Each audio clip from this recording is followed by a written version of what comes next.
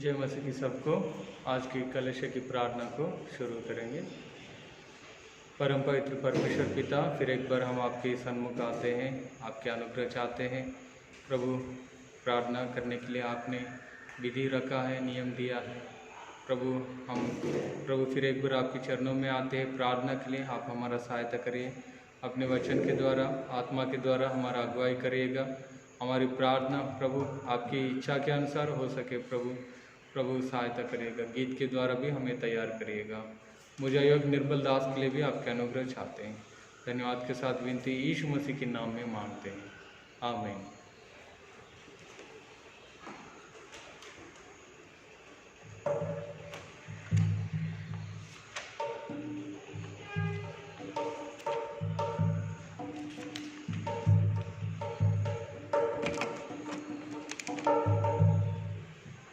बोल यहोवा सुनता तेरा दास।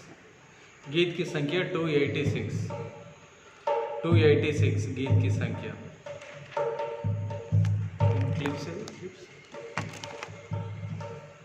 Clips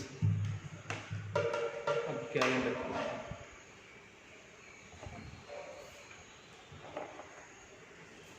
calendar कुन्नवी अकड़ा। गीत की संख्या 286 गाएंगे।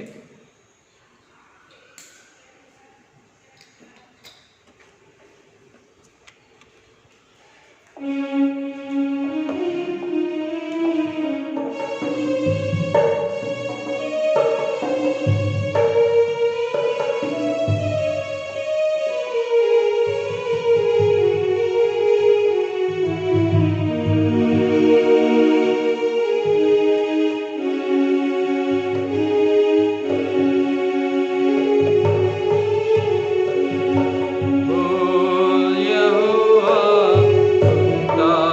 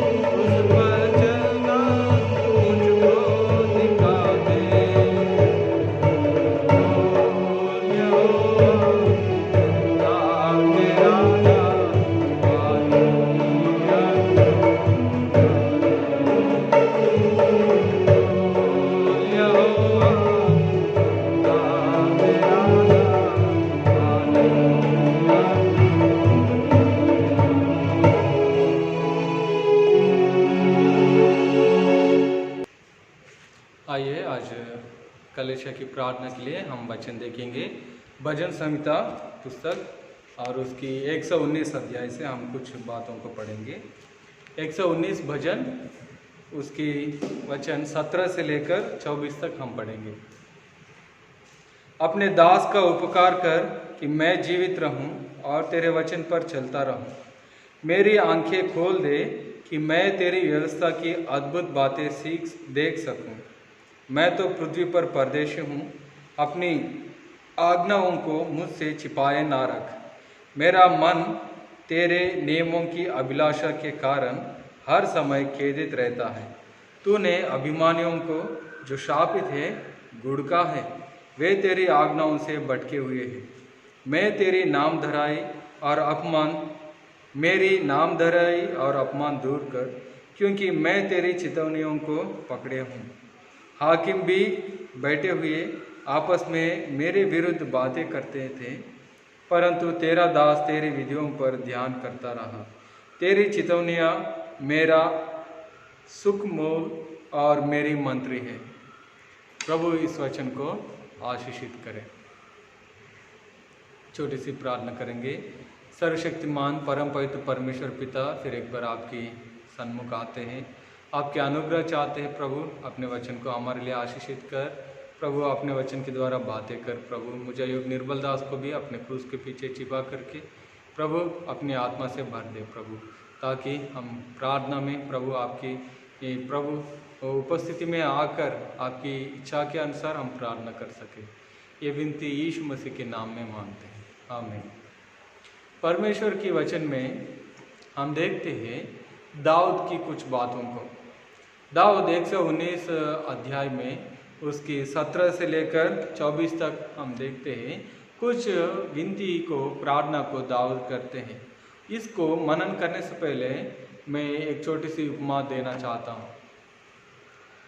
मैं गोलियत के बारे में कुछ विचारों को आपकी दृष्टि में लाना चाहता हूँ। यदि गोलियत फिलिस्ती देश से निकलकर इस्राएलियों से युद्ध करने के लिए नहीं आता है, तो दाऊद का विश्वास बाहर प्रचार नहीं होता है, उसका विश्वास प्रकट में नहीं होता था। जब गोलियत आकर इस्राएलियों से युद्ध करते थे, युद्ध करने के लिए निकले थे और अपने बातें उनके सामने रख रहे थे, तो उस समय जब दाऊद सुना, उसने क्या किया? उसने प्रभु की उपस्थिति में आकर प्रार्थना भी कर सकते, प्रभु इस गोलियत को हटा लो करके। लेकिन उन्होंने ऐसी प्रार्थना नहीं किया। लेकिन उन्होंने जो बातें किए थे उसके अनुसार करने के लिए, उनको जीतने के लिए दाऊद उनके साथ युद्ध किया है। उस परिस्थिति को जीतने के लिए उन्होंने कदम बढ़ाए हैं। इसलिए प्रियो, आज भी कोरोना बीमारी, वायरस फैल गया है सारे संसार में।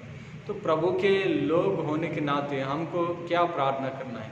प्रभु इस वायरस को हटाओ, इस वायरस से हमें बचाओ। कैसे प्रार्थना करना है?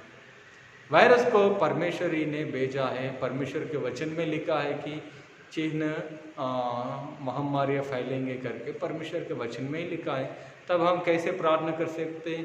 प्रभु इन सारे वायरस बीमारों को हटाओ। और आगे युद्ध के बारे में, अकाल के बारे में भी है, और उसको पहचान वचन में पढ़ते हुए हम ऐसे प्रार्थना कर सकते हैं कि प्रभु इस अकाल को दूर करो, या तो इस युद्धों को भी हटाओ करके क्या हम प्रार्थना कर सकते हैं? प्रियो, परमेश्वर की योजना अपन को जानकर हम प्रार्थना करना है। हम तो इस परिस्थितियों को निकालने के लिए प्रार्थना नहीं कर सकते हैं, वो परमेश्वर की इच्छा है। लेकिन उस परिस्थिति में हमें क्या करना है, हमें कैसे तैयार होना है, इस बातों पर हमारा ध्यान लगाना है। हमें किस बात की डर है, क्या है, हम इसके बारे में सोचना है।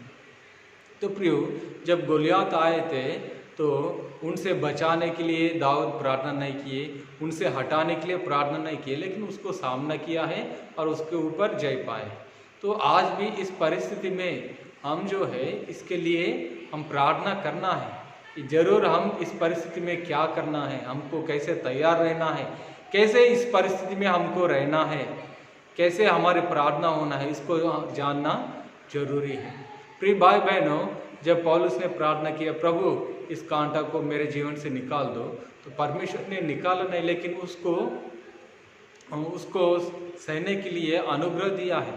वैसे ही इस महामारी के समय में हम भी परमेश्वर से प्रार्थना करना है कि प्रभु इस परिस्थिति को हम कैसे जीत सके, इस परिस्थिति को हम कैसे सामना कर सके, और हमारे मन में जो डर है उसको निकाल दे।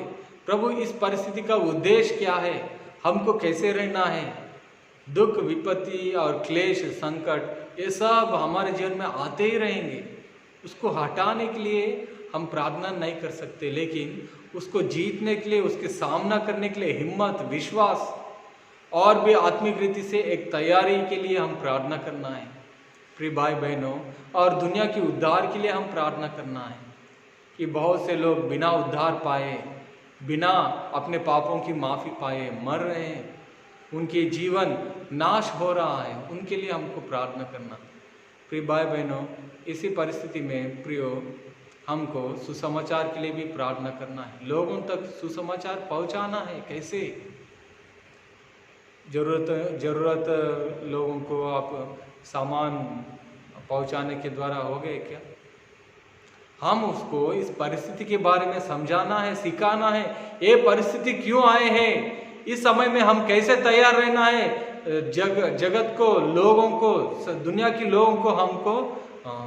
लोगों को सिखाना है कैसे इस परिस्थिति से बचना है, कैसे आने वाली विपत्ति से बचना है। ये बातें हमें सिखाना है। तो प्रियो, आज दाऊद की प्रार्थना के द्वारा कुछ बातों को हम देखेंगे। 119 भजन की 17 पद से लेकर 24 पद तक हम पढ़ रहे हैं। तो दाऊद की प्रार्थना में बहुत सी बातों को हम देखते हैं। 17 पद में पहला उनकी प्रार्थना ये है कि प्रभु मुझे उपकार करो कि मैं तेरे वचन पर चलता रहूं।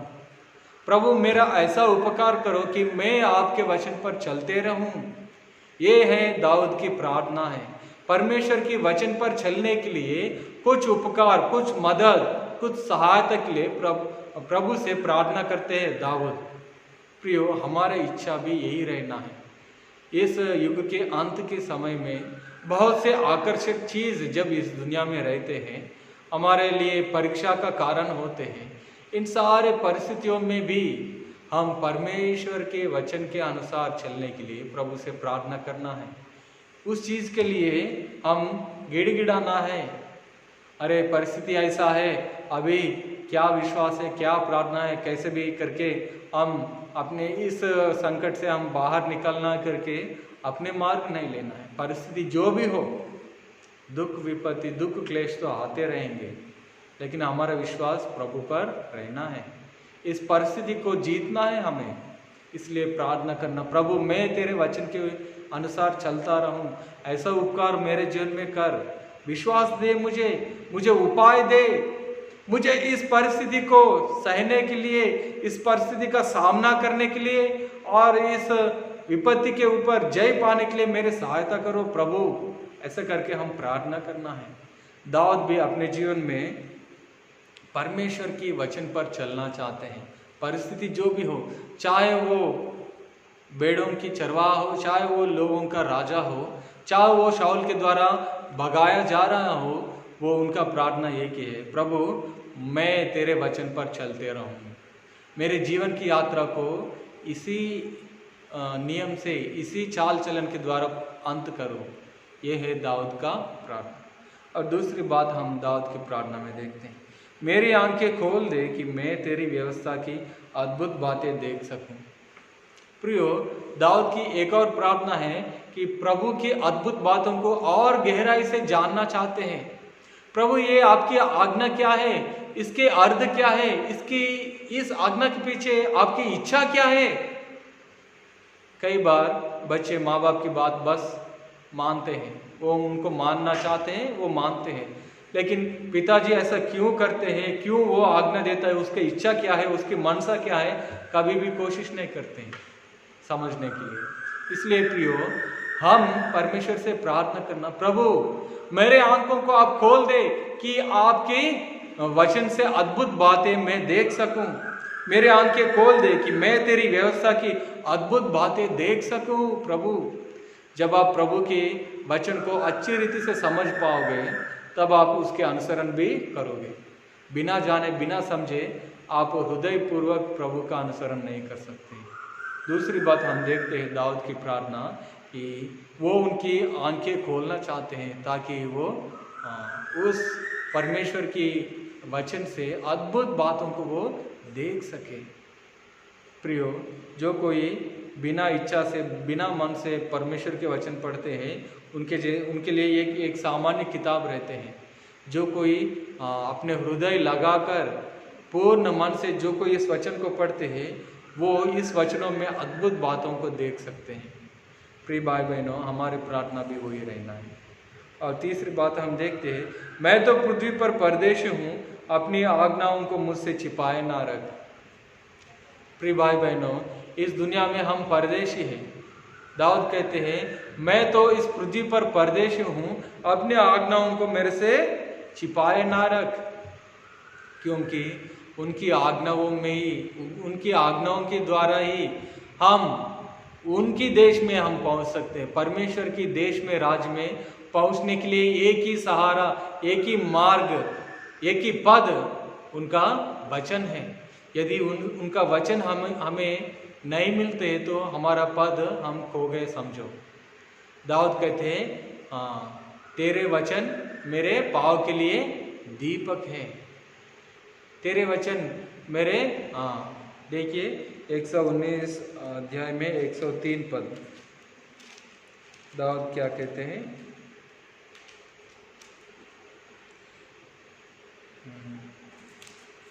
103 या 113,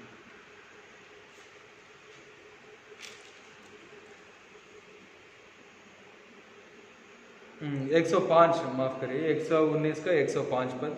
तेरा वचन मेरे पाँव के लिए दीपक और मेरे मार्ग के लिए उजाला है। परमेश्वर की वचन हमारे मार्ग के लिए उजाला है। वो वचन ही नहीं रहे तो हम अपने मार्ग भटक जाते हैं। इसलिए दाऊद कहते हैं, मैं तो इस पृथ्वी पर परदेशी हूँ, अपनी वचन, अपनी आज्ञाओं को मुझसे छिपाए ना रख। इसलिए प्रियो, परमेश्वर की आज्ञाओं को हम जानना है, समझना है। इस अंतिम के समय में प्रभु हमें क्या चिन्ह दिया है, क्या आज्ञा दिया है, कैसे रहने के लिए हमें समझाते हैं, उसका अनजान हमें नहीं बनना है। बहुत से लोग अंत की बातों के बारे में ध्यान नहीं करते। हमको कहाँ समझ में आएगा, बस हम तो एक ही करेंगे, विश्वास करके प्रार्थना करेंगे। ठीक है, यदि हम समझ नहीं पाएंगे या उतनी बातों की समझ नहीं रखते तो अलग बात है, लेकिन कोशिश भी नहीं करते तो उसमें नुकसान होगा जरूर। प्रियो, हम अंत की बातों को और परमेश्वर की चेतावनियों को, परमेश्वर के वचनों को स्पष्ट रीति से हमें जानना है कि हम उसके देश में हम प्रवेश कर सके। हम इस दुनिया में परदेशी है, उस देश में हमें पहुंचना है, तो हमको मार्ग का जानकारी जरूरी होना है।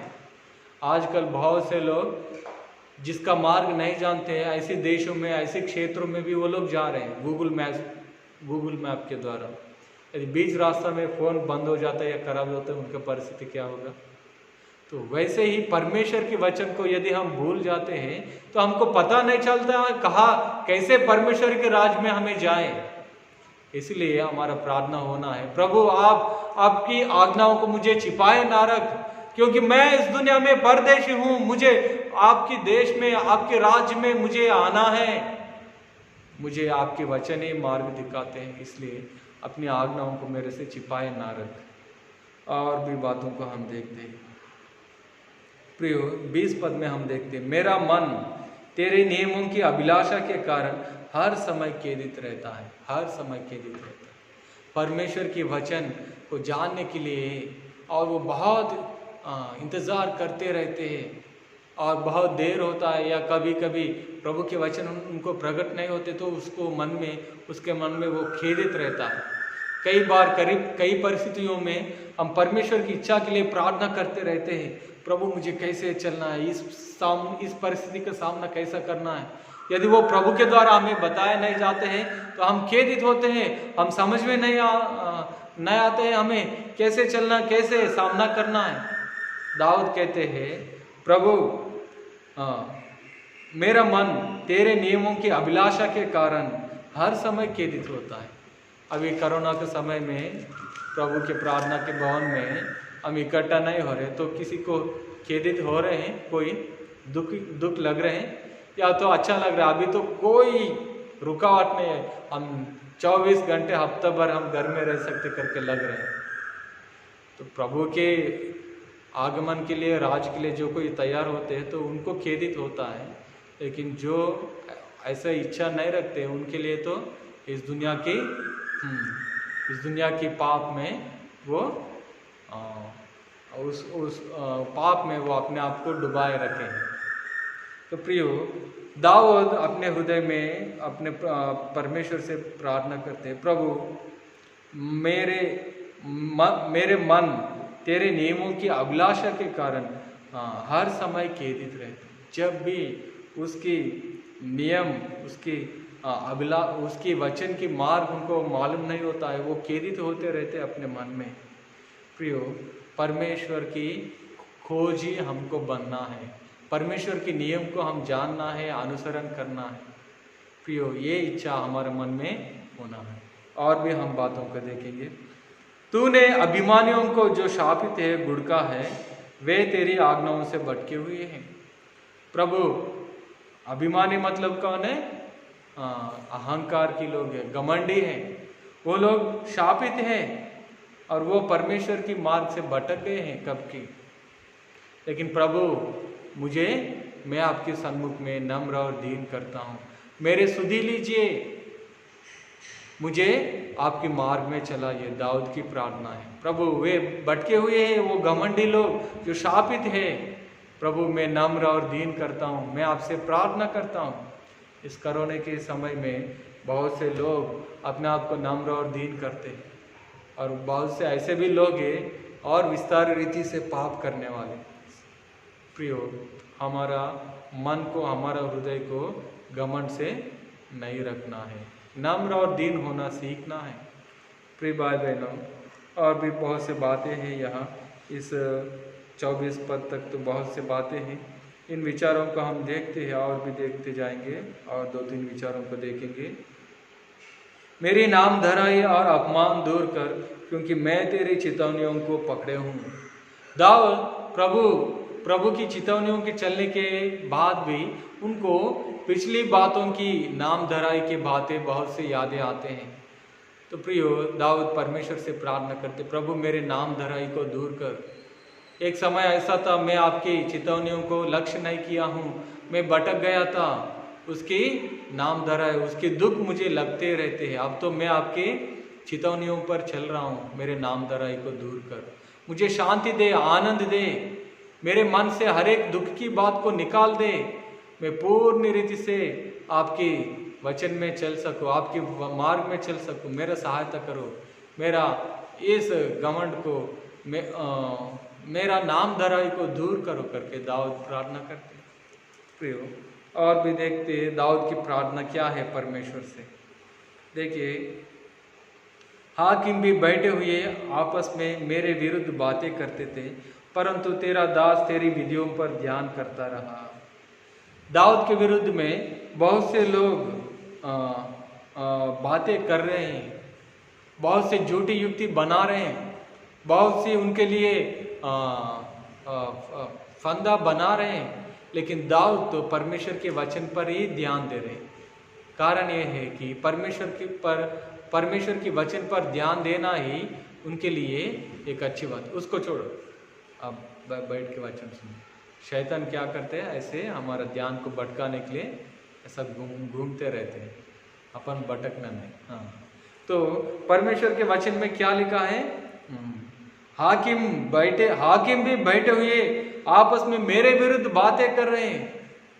हाँ, परमेश्वर के वचन में जो चलते हैं वो हमेशा स्थिर रहते हैं। उनके विरुद्ध में जितने भी फंदे की बातें करें, जितने भी विरुद्ध बातें करें, परमेश्वर के वचन ही हमें स्थिर करेगा। परमेश्वर के वचन ही हमें हर परीक्षा में जय देता है। इसलिए दाऊद तो और कोई युक्ति नहीं करते, लेकिन परमेश्वर के वचन पर ध्यान करते रहते हैं।